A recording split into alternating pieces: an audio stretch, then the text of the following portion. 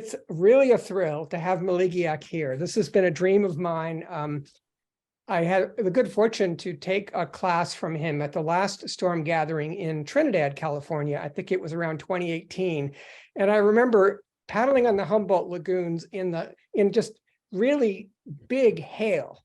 And Maligiaq was the only one not wearing a helmet. And I really felt badly for him that day, but I loved his lessons, his talk at the meeting.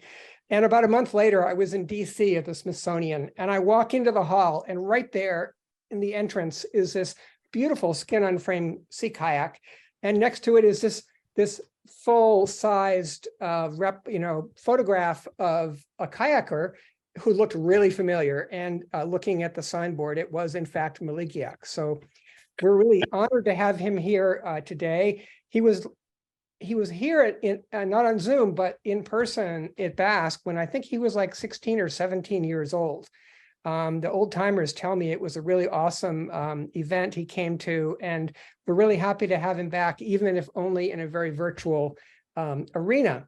So Laura Zeliger, who is our speaker seeker, lined up Maligiaq, and she is going to be interviewing him as the format for this presentation.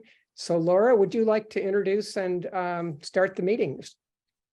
Oh, definitely. Thank you so much. That was a wonderful intro too. Since you both know each other, it feels almost a little awkward for me to introduce you and ask you questions to Maligiaq. So I'm excited to hear more about your life story so far, Greenland kayak building traditions, Native Alaskan and Canadian Inuit traditions, and hoping that folks will have some questions if there's time left over, which I bet there will be, to pose your own questions.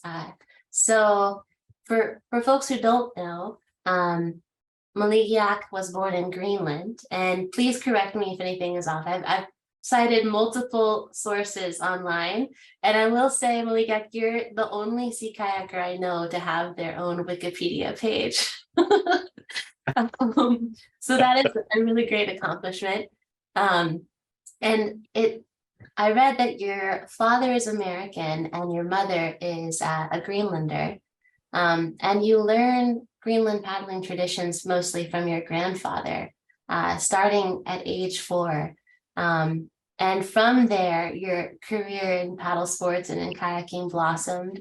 I saw that you dominated the Greenland National Kayaking Championships starting at age 12, where you had an almost unbreakable winning streak for that competition. And you spent time living in Alaska, and once you were there, you were working to revive traditional kayaking culture, especially in high schools and among Inuit youth, which I'm really curious to hear more about. But I'd love to start off by hearing a little bit more about your background from you in particular, and what you're passionate about, and where you are now in life, living in Greenland. So, Maligiaq, take it away. Yeah, well, that's correct. Yeah, my grandfather was a great kayak hunter that I lived with, I grew up with. He had a frame outside of his house, and he has so much knowledge. He's from the northern Greenland, and back in 60s, there was the government of Denmark forced a lot of villages. They had to move to the bigger towns. So my parents and my mother and my grandparents has to move to bigger towns. So they moved to Sisimiut, where I grew up. In Sisimiut, there was hardly anybody who paddled a traditional kayak. It was gone for about 50 years, 2 generations, because of the colonizations. So my grandfather bought his kayak back to the bigger town, and started his kayak for hunting, which is he was pretty much alone back in Sisimiut, where I grew up. And everybody else is start using the motorboat back then. Can you hear me? Yeah, we can hear you. Yeah. Oh, Yeah. And so what happened was some motorboat hunters are starting shooting my grandfather while he was in the kayaks. I don't know why, but everybody else is using the motorboat. So they hit his kayak, makes a hole in his kayak. And he came back to the town and take his kayak and take the skin off and put it in the rack outside of his house. This is where I always saw when I was growing up, and his stories and his technique and all that. So he was my mentor. And then I started interested in joining the kayak club in Sisimiut, which is the modern kayaking, revitalizing the traditional skills, which is I learned a lot of skills from them. And then, yeah, I started at the competition age of 12, which is the national championship. It's more of revitalizing the tradition. And then I started winning, and I believe that was when I was 16. I applied to the adult, which is I was supposed to be 24 years early to compete against the adult. So they accepted me and allowed me to compete the adult, and win the competition age of 16 amongst the adult. And then what happened was I was invited to Delaware in the United States back in 1998, age of 16. It was just the event invitation. It was supposed to be, I think, a 1-week trip. And so I was so prepared. I took the sealskin kayak, sealskin duilik, and harpoon and paddles, and I was just ready to show what the real Greenland kayaking is back age of 16. My English was really broken back then. I can hardly speak English back then, I guess. Then I really enjoyed it, the people, the event, and all that. And I met the John Heath back in Greenland, I think 1995, and then met him again in 1998, 3 years later. And I really, really enjoying talking with him. He's an historian, and it's just like, hey, can I stay with you for a while back in Houston? Yeah. Well, ask your mom. You're only 16. So I basically called my mom and say, I'm going to stay a little bit longer. I didn't even ask her. I just say, I'm going to stay a little bit longer. I bet that went well. What? Well, Yeah. the 1-week trip, turned out to be a little bit longer trip. So we put the sealskin kayak on top of a John Heath car and rode down to Houston from Delaware. And he took me everywhere. All the historians of the United States took me there and there. I think it took us about a week to get to Houston with all the stuff. Oh, wow. So anyway, so we arrived to Houston, and John, he's very knowledgeable historian, knows about a lot of Arctic kayak. So he was also a great mentor. Anyway, so I started staying with them, and they took me to the tutor so my English can be a little bit better. So I learned some pronunciations and all that. And by the time he was writing his book, Eastern Arctic Kayaks, I think that's what his name. And he has all these drawings and all that. And he told me, as soon as I'm done this, let's make some instructional video of the rolling. Sure, but I'm gonna need my kayak, because the kayak, sealskin kayak, was the gunnels were broken in the airplane during the transportation. I couldn't use that. I was like, well, I have my garage. we can go to the lumber store and see what we can do.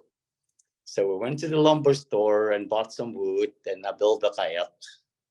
That kayak that we use it for making the video for instructional rolling video. I just learned not too long ago that kayak, it's in a museum somewhere in Canada, I think in Vancouver or somewhere. Anyway, so we travel East Coast, West Coast. We travel so much. It's like there and there. I ended up joining the Sea Kayak World Championship, which has happened in Montreal, in Quebec, age of 17. And at first I was denied because I was supposed to be 18. I was only 17 back then. It's like, no, you have to be 18. So I got some people who helped me to sign the paper and that. Okay, he can compete as the youngest competitor. So I competed the World Championship in Montreal back then. That was so much fun. Anyway, I travel and travel. I ended up staying 13 months in the United States. That was supposed to be a 1-week trip. And I went back to Greenland and with all the experience, I was like, wow. So I went back to the school. I still have my high school to finish, 1 year to finish. Like, 1 year. I hate this. I don't want to go back to school. So I went to the school so I can get my degree. Like, hey, I went to the principal. Hey, I'm back. Well, you told me you were only going to be gone for 1 week. Now, 1 year later, you came back. Well, anyway, so they put me back in the class. There was a Japanese exchange student, and there's an Alaskan exchange students. So my English gotten a lot better back then during the last year of my high school. So I starting to helping that Japanese and Alaskan. Anyway, so I finished my high school. And so years later, my former high school student from Alaska, I married her and moved to Alaska. That was wow. That was my ex-wife, yeah. Anyway, so the first we did the trip in Alaska doing, for the suicide prevention, because the suicide is very high in the Inuit countries. So I went to the Alaska for suicide prevention trip, and I went there for 3 months. And I was working with my ex-wife back then, and that was before my wife. Anyway, and before I went back to Greenland, she asked me, "Would you like to move to Alaska?" Well, let me think. I have my car, boat, and all kinds of stuff, an apartment that I need to get rid of. Let me think, and I'll give you an answer. So as soon as I arrived to Greenland, I get rid of everything for cheap. And 3 months later, bought a ticket one way to Alaska. Anyway, so because Alaska was always my interest because of the Arctic kayaks. There's so many unknown, undocumented designs of the kayaks of Alaska. Mm-hmm. So I think there was a couple of years later, living in Alaska, I got a contact from one of the schools that heard about that I do kayak building, and I can reconstruct one of the old kayak. That was in Kativik, Alaska, and I told them I have to go there to see the pieces. So I went there and saw a lot of small broken pieces, and there was only 1/3 left. There was a Northern Sound design, and I couldn't tell how it might have been looks like more than 100 years ago, because this kayak was really old.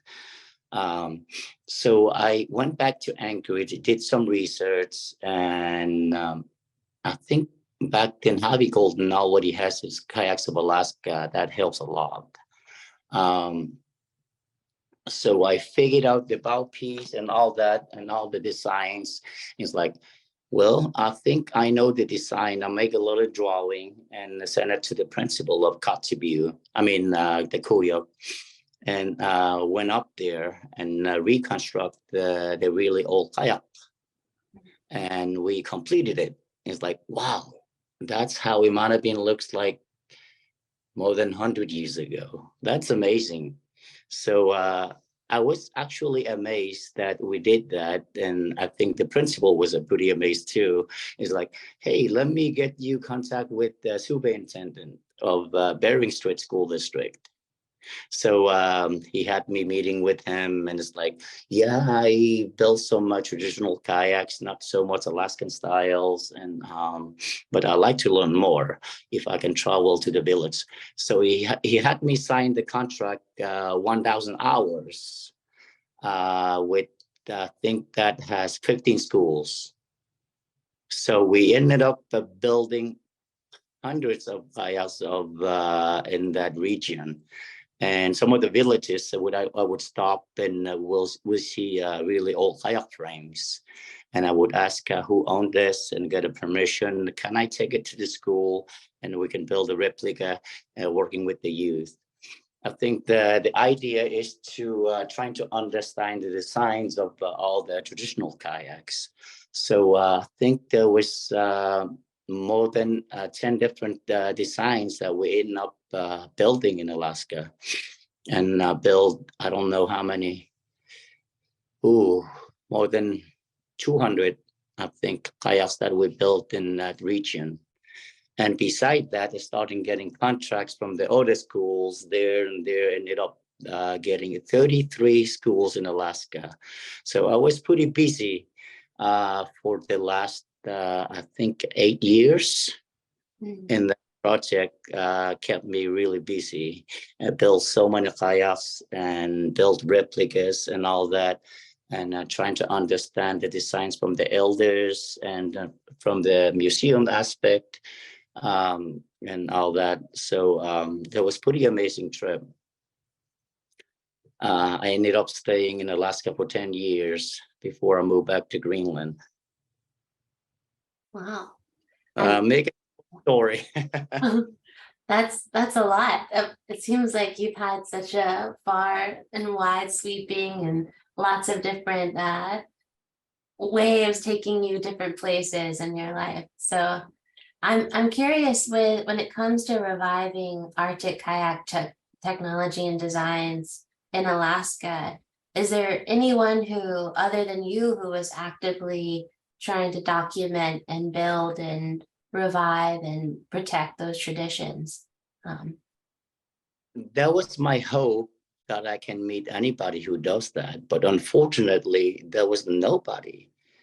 And there's some few elders have knowledge, but not teaching the youth, but telling the stories, but nobody's building the kayaks, except for the Aleuts. Aleuts has a pretty strong history of their Badarka.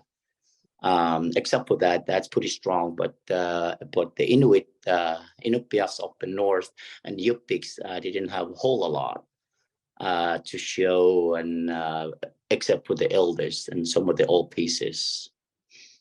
So for me, it was really tough trying to figure it out and trying to find the knowledgeable elders to speak with, so I can gain some knowledge and trying to get the idea of the meaning of a lot of the pieces. I mean, a lot of the designs. Wow.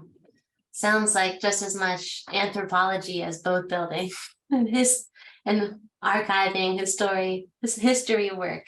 I don't know how else to say it, but a question I have, just to get a better lay of the land, and other folks may know this, but I definitely don't, is how did kayaking, and especially thinking about Arctic kayaking and the Greenland tradition, spread And what sort of differences are there among these different traditions? Especially when you're thinking as far away as northern Alaska compared to, northern Greenland. I'm not sure if I understand your question, but the kayak was, I think, they originated in Siberia.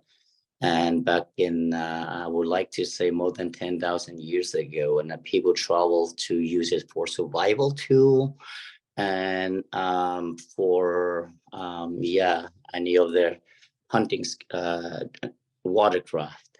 So they travel east, they always following the animals and the best place to live. They never stay in one place. That's why the Inuit travel so many places from Siberia. They ended up make it to Greenland.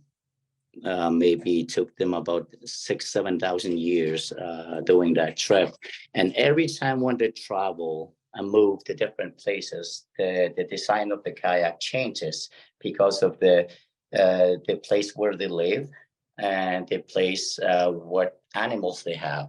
Could be the bay, could be a river, could be open water, could be a lot of places. They have to design the kayak a little differently and have a lot of different shape of the designs. I think there's more than 45 different designs of the Inuit kayaks. Wow. Okay, that perfectly answered my question. So thank you. And I think we're getting some on the same thread, some questions from Tom and Daryl. So it sounds like you have a lot of experience with all of these different kayak designs. Have you developed a favorite, or do you have a preference? Well, it depends what you're using for. Like, for example, I said some of the kayaks were designed for the crossing the river, just taking the net, open water, big seas in the bay. I think the Greenland was always my favorite. But in terms of the design of the kayaks, I think the Aleut has the most engineering design because they were so genius. They put the ivory, every little pieces, and they put the keel in 3 or 4 pieces so they can move like a fish. And the bow piece was like the bent like that, so they don't like ended up diving under the water. It's pretty amazing design. I think the Greenland kayak is always my favorite design, except when there's a big wave, the noses dive under the water. So that's why the Aleut has the best, I think, genius designs of engineering. And follow up on that, why in particular are you most fond of Greenland kayaks? Is it just, you grew up with them, there's that proximity, or is there a design reason for the way that you like to paddle? I think a lot of the reasons, because that's what I was taught how to use it, and especially for rolling. And I think the Greenland kayak was designed for hunting speed and for rolling. So I think that can't be beaten. I think if I grow up in Alaska or Canada, if I use the kayak, I would say the Canadian style. I like this better because I was taught that way. I think that a lot of the reasons because I was taught in Greenland style kayaks. Yeah. Awesome. And I think when we think of traditional rolling, everyone frames it as, and we call it Greenland style rolling, but is there a different tradition in Alaska and northern Canada, similar to how you have different kayak designs? Are there different, techniques or rolls or ways of paddling?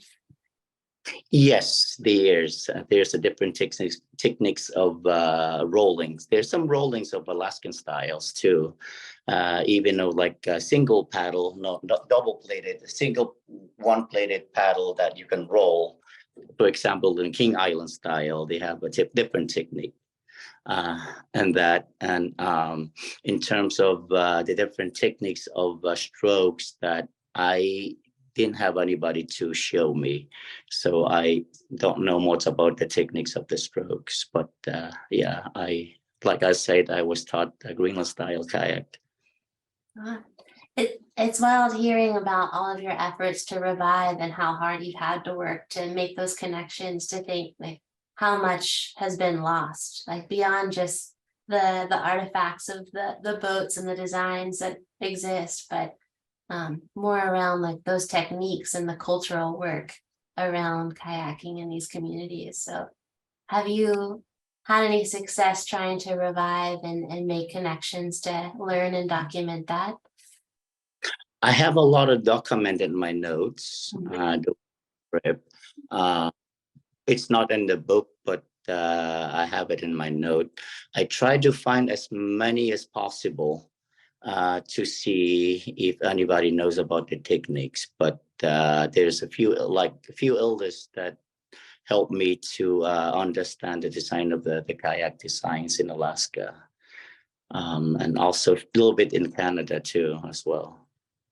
Okay, well, and I'm seeing folks raising their hands, and there's questions.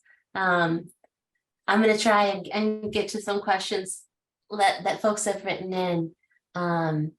In terms of paddle style, do you have a preference for paddle design? Greenland or Aleut? Greenland, of course. No question about that. Greenland, yeah.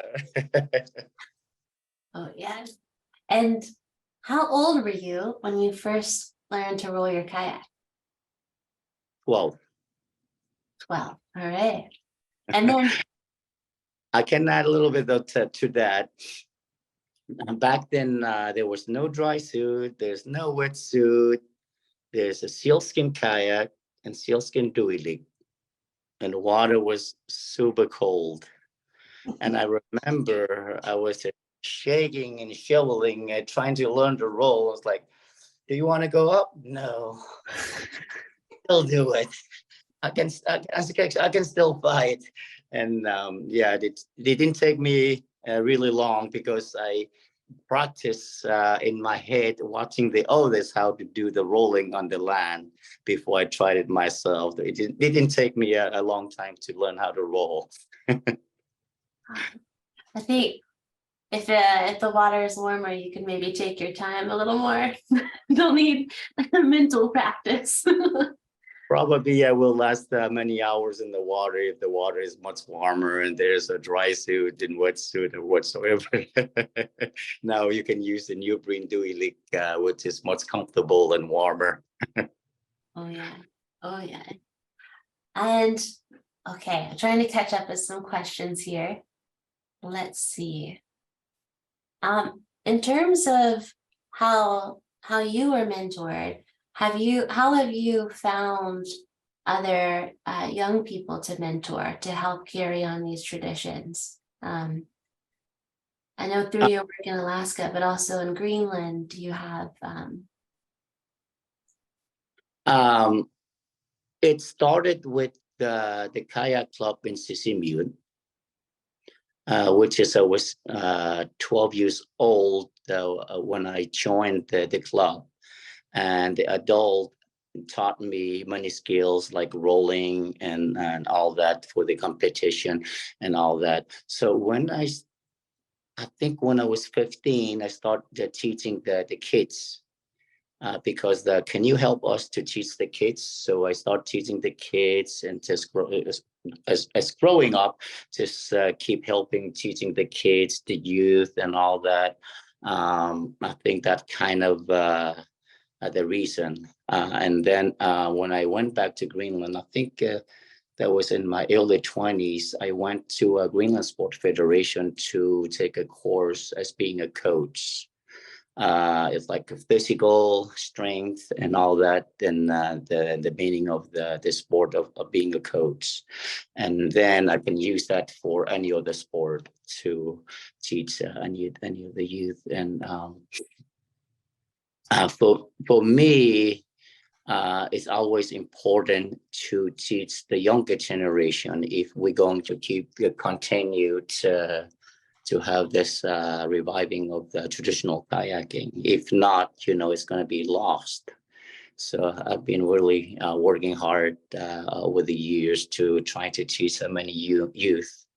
And it's been good and success, sometimes not so success. So yeah.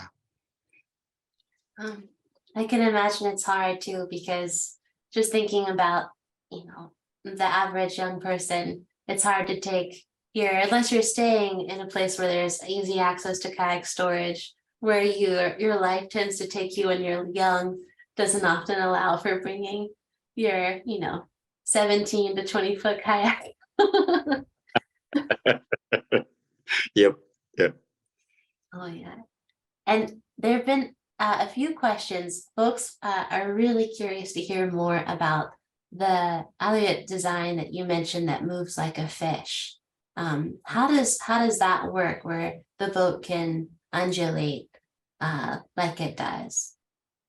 Well, I'm sure many of the maybe meeting in this knows about the Badarka, the Aleut kayaks, which is in Aleut they call the Iñupiaq. The keel, it's in the middle piece that was made into 3 or 4 pieces, so they can move like this in the waves. So the idea is to move like a fish in the waves. That's what I was taught from the Aleuts, because there's some pretty strong knowledge of the Aleut kayaks. Oh yes. All right. Okay, I'm making my way down. Thank you folks for your patience with me. I think Penny, you've had your hand up. Sorry, I haven't seen you. Yes, I had a question and a comment. So Maligiaq, what year was it that you came and visited us? Remember? Was it in 1998, 1999? It might have been then. Well, when Maligiaq was here, he taught Mike Higgins how to roll his boat. And subsequently, Mike Higgins has paddled the entire west coast of the United States. And so a lot of that is thanks to Maligiaq. Oh, good. So good to hear. Thank you. Oh my God. Good to see you. Mm-hmm. Thank you so much. So we have another question that's coming back in, wanting to ask you about something that was picked up on in one of your rolling videos. So Steve wants to know, he heard you once say in a video that you don't believe in torso rotation and that it can hurt your back. Did he understand that correctly? And if so, what's the alternative to paddling without torso rotation? There's a different technique most of the Greenland use that doesn't use a lot of torso rotation, because we hold the paddles really wide. And we were taught that not to move a lot of torso rotation. Instead, we use a lot of, it's kind of hard to explain from the Zoom, but it will be much better if I have a paddle and all that. Yeah, it's kind of hard to explain it from here. Mm-hmm. So it's less, from what I saw you doing, it was less like rotating and more like leaning forward to propel. Is that accurate? Yeah, I can try to explain it from here. The way I was taught, like putting the ball here and you holding the paddle. And when you paddle, you push your hand about 40%, 35, 40%, and pull the paddle back about 67, 65% like this. Just like punching the ball in the middle. Mm-hmm. Instead of doing a lot of rotation. It's like punching the ball in the middle. I don't know if that makes sense, but I try to make it explainable. Yeah. Yeah, that makes a lot of sense. Thank you for that. Yeah. Okay. Now I want to go outside and grab my Greenland blade and try it tomorrow. All right. And I have a question. Unless other folks, I apologize if your hand is raised and I don't see you. I can only see a limited number of folks on the screen. And also feel free to keep asking questions via chat. But I'm curious to know, what is your favorite role or roles? Storm role has been my favorite roles for many years because it's so easy and fast, and you can just do it like one sweep. But as getting a little bit older, I kind of like to play a little bit more, and I like this calling under the school. That's kind of very how do you say it?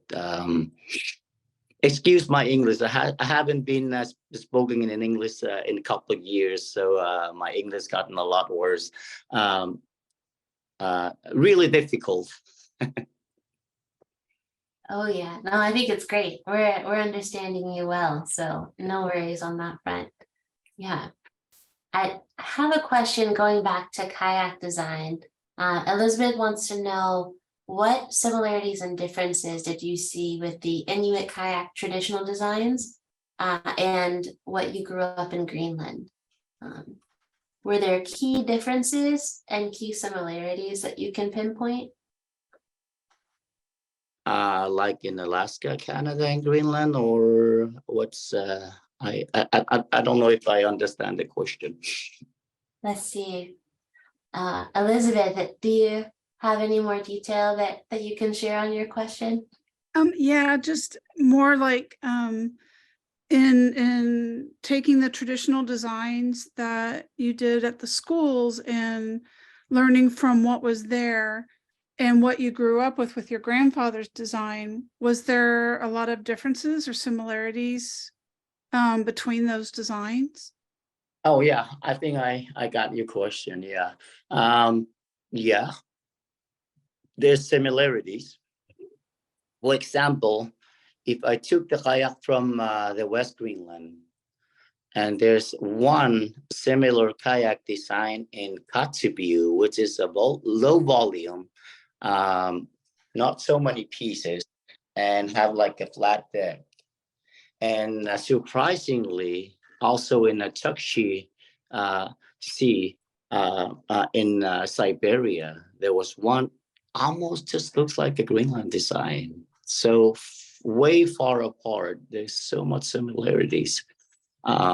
Yeah, and for example, like Aleuts and Iñupiaqs. I mean, Iñupiaqs and Iñupiaq and Iñupiaqs have a very similar designs as well. Oh, wow. Thank you for that. Yeah. I hope there's not so many questions. I have an early morning. Have to wake up.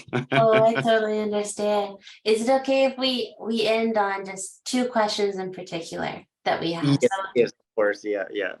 one is, if we're interested in supporting organizations that are doing a lot of the same work that you're doing, whether they're in Greenland or closer to where we live along the coast of North America, are there ways that we can support the preservation and revival and growth of these Indigenous traditions?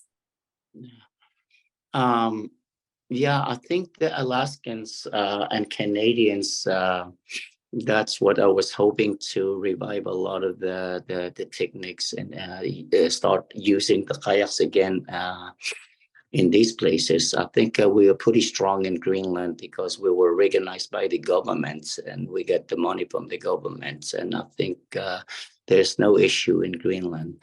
I know the Northern Canadians also starting to using a lot of the kayak building. I think that could be a pretty good help for Canadians. I'm going back to Montreal on May to teach the girls' college.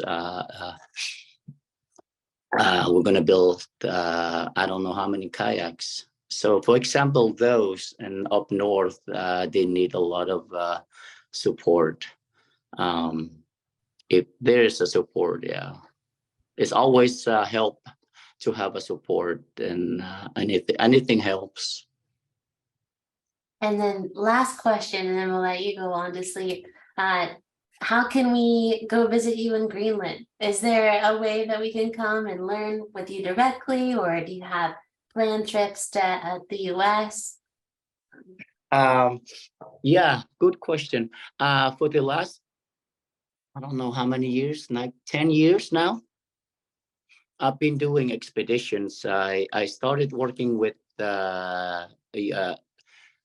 Alaska Pacific University. They hire me as adjunct professor, so we do a lot of trips. So I learned from them, and also joined the Michael Gray from Michigan.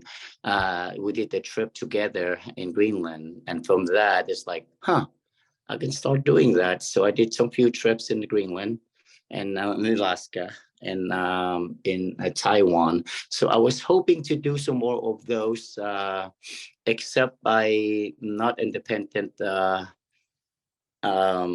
small business anymore. I work for the government now. I had to really spend my vacations and all that, and so it's kind of hard to manage that. But the idea for me is idea to move down to South Greenland and start my own business, so I can start doing those trips again. Okay, so in the meantime, in order to not eat into your vacation time, if we want to meet you and paddle and learn from you, we should go to Greenland. Yeah, come visit me. Yeah, come visit me to Greenland. Yeah. Fabulous. Well, thank you so much for your time, Maligiaq. This has been wonderful. I've learned a lot. Yeah, nice to meet you, and have a good night. Yes, wonderful. Sleep well and good luck with the early start. Thank you. Good night. Bye-bye. Good night, Maligiaq. Good night.